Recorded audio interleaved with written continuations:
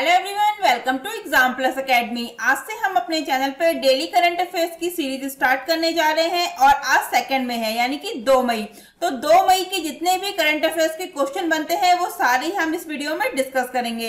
और फ्रेंड्स, आप लोग इस वीडियो के बारे में और हमारे चैनल के बारे में ज्यादा से ज्यादा लोगों को बताइए और अदर स्टूडेंट्स जो आपके साथ तैयारी कर रहे हैं उन लोगों को भी हमारे चैनल और वीडियोस के बारे में जरूर बताएं। इससे हमें और अच्छा काम करने की मोटिवेशन मिलती रहती है। और इस वीडियो की कंप्लीट पीडीएफ फाइल आप लोग हमारे टेलीग्राम चैनल से डाउनलोड कर सकते हैं। तो चलिए शुरू करते हैं आज का वीडियो। हमारा पहला क्वेश्चन है आज का, अंतर्राष्ट्रीय श्रमिक दिवस कब मनाया जाता है, यानी कि when is international labour day celebrated. तो अंतर्राष्ट्रीय श्रमिक दिवस या फिर इंटरनेशनल लेबर डे हर साल पूरी दुनिया में 1 मई को मनाया जाता है। 1 मई को कब मनाया जाता है? 1 मई को मनाया जाता है इंटरनेशनल लेबर डे या फिर अंतर्राष्ट्रीय श्रमिक दिवस हर साल। और अंतर्राष्ट्रीय श्रमिक दिवस को अंतर्राष्ट्रीय श्रमिक दिवस या फिर मई दिवस के रूप में भी जाना जाता है और ये 1 मई को पूरी दुनिया भर में मनाया जाता है। ये दिन क्यों मनाया जाता है? तो ये दिन मजदूर वर्ग के जो लोग हैं उनके संघर्ष, समर्पण और प्रतिबद्धता का जश्न मनाने के लिए मनाया जाता है।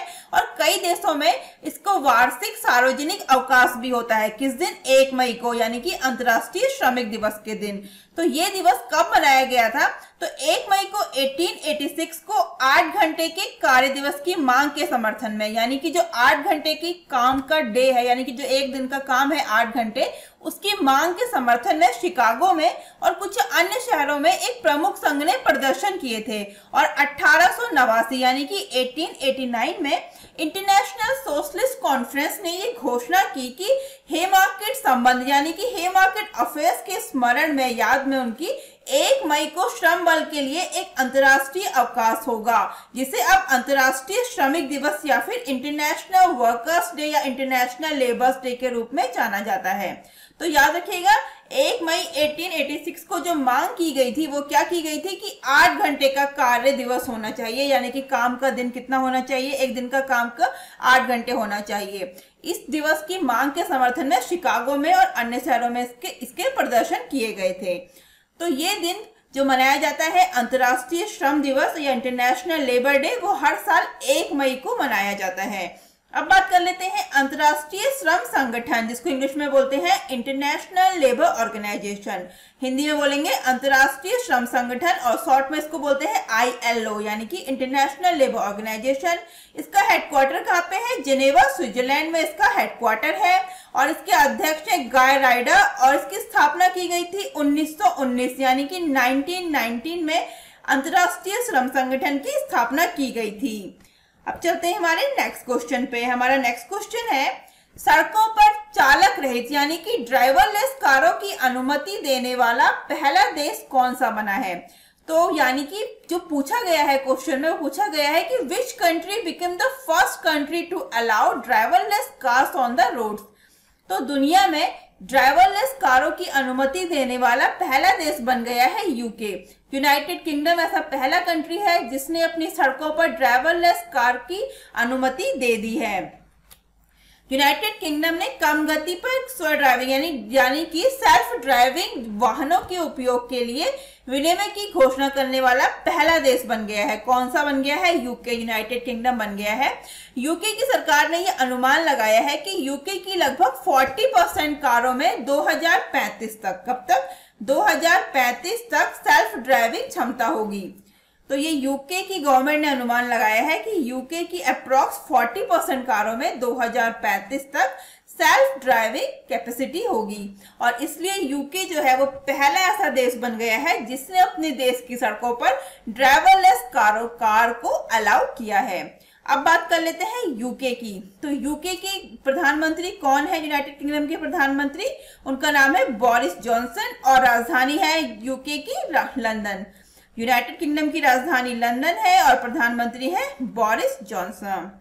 अब चलते हैं नेक्स्ट क्वेश्चन पे। नेक्स्ट क्वेश्चन है, सहवास और आरोग्य ऋण योजना किसके द्वारा शुरू की गई हैं? यानी कि Sahavas and Arogya loan scheme have been launched by which of the following organisation. जो नीचे ऑर्गेनाइजेशन दी है ऑप्शन में, उनमें से किसके द्वारा शुरू की गई है सहवास और आरोग्य ऋण योजना यानी कि लोन स्कीम? तो वो शुरू की गई है सिडबी के द्वारा। किसके द्वारा शुरू की गई है? सिडबी के द्वारा शुरू की गई हैं। तो सिडबी का फुल फॉर्म क्या है?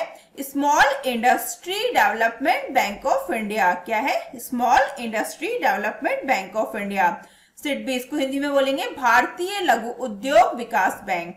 तो सिडबी ने कोविड-19 महामारी के खिलाफ लड़ाई में जो आवश्यक वित्तीय सहायता, फाइनेंशियल हेल्प के साथ एमएसएमई के लिए 2 ऋण उत्पादक यानी कि लोन प्रोडक्ट लॉन्च किए हैं। कौन कौन से किए हैं? सहवास और आरोग। किसने ये लॉन्च किया है? याद रखिएगा, ये लॉन्च किया है सिडबी ने।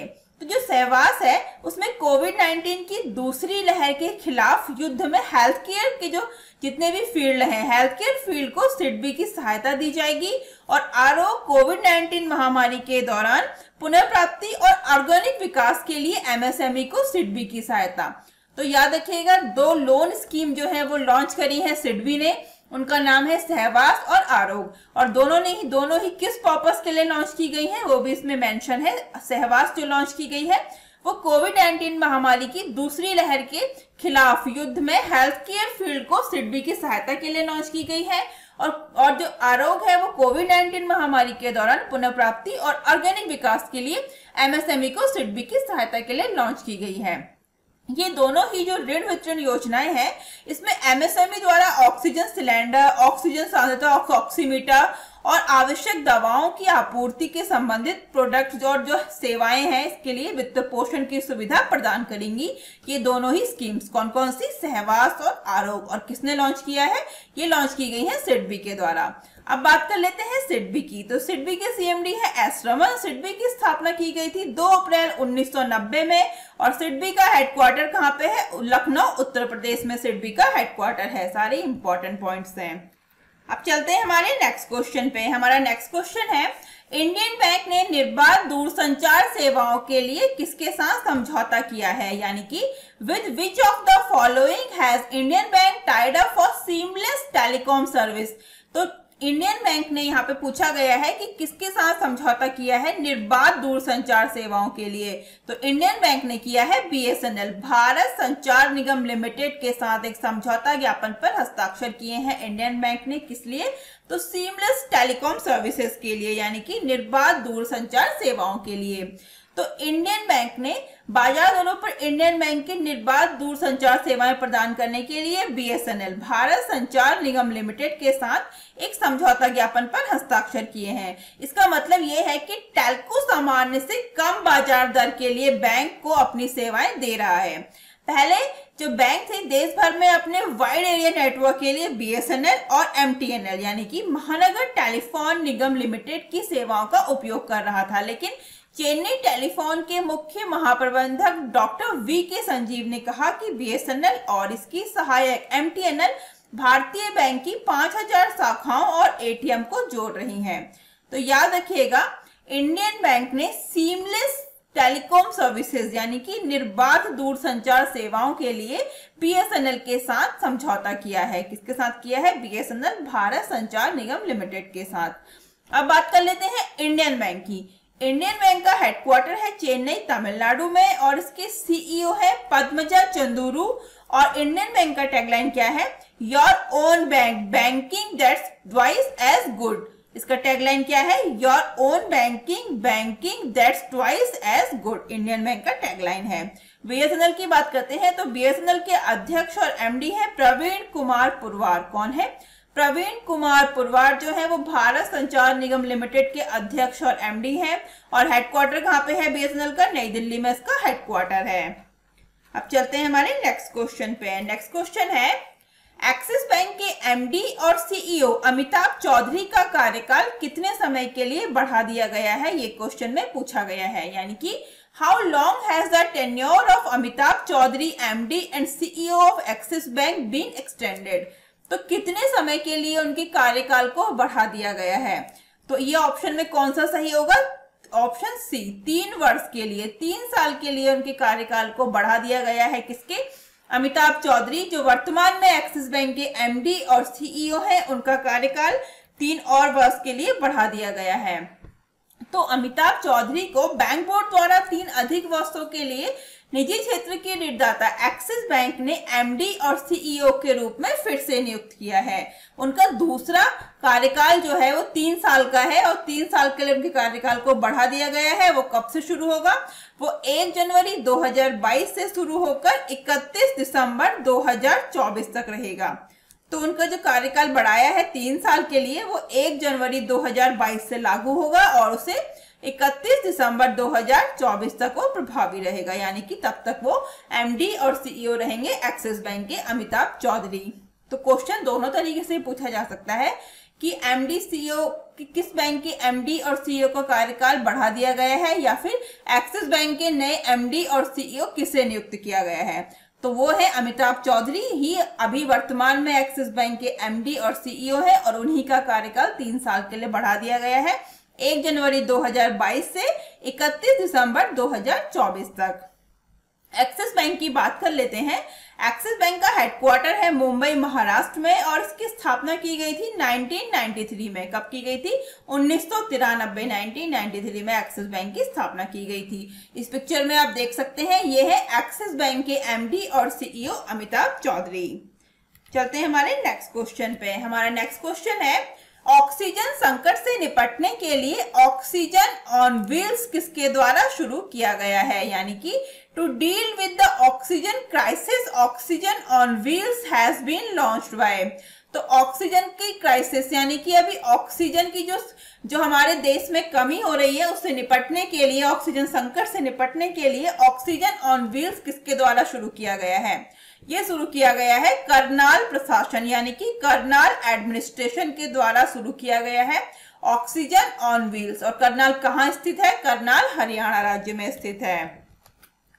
तो देश भर में जो बढ़ती ऑक्सीजन की कमी है उसके मद्देनजर करनाल एडमिनिस्ट्रेशन ने कोविड-19 महामारी और ऑक्सीजन संकट के खिलाफ लड़ाई में अस्पतालों की सहायता के लिए ऑक्सीजन ऑन व्हील्स की शुरुआत की है। इसका नाम क्या है? Oxygen on wheels. और किसने शुरू किया है? ये शुरू किया है करनाल एडमिनिस्ट्रेशन यानी कि करनाल प्रशासन ने, जो हरियाणा में है। क्वेश्चन ये भी आ सकता है कि किस राज्य में शुरू किया गया है, तो ऑप्शन जो होगा वो सही होगा हरियाणा। हरियाणा राज्य में शुरू किया गया है।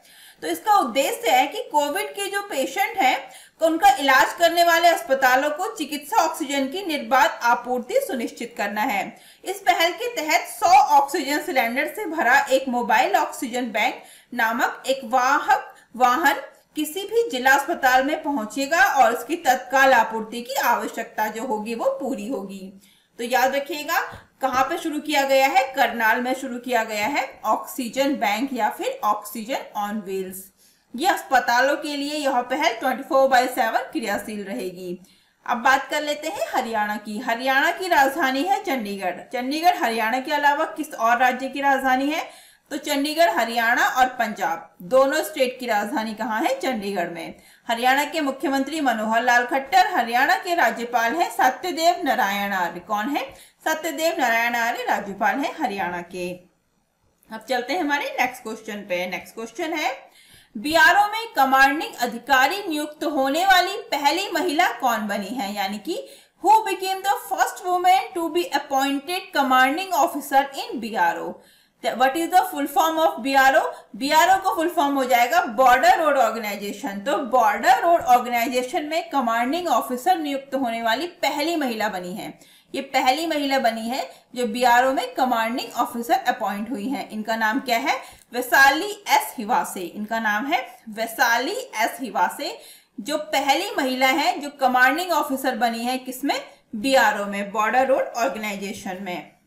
तो वैशाली एस हिवासे जो है वो बीआरओ यानी कि हिंदी में सीमा सड़क संगठन बॉर्डर रोड ऑर्गेनाइजेशन में कमांडिंग ऑफिसर के रूप में नियुक्त होने वाली पहली महिला अधिकारी बनी है, जहां वो भारत चीन सीमा सड़क के माध्यम से कनेक्टिविटी प्रदान करने के लिए जिम्मेदार होंगी।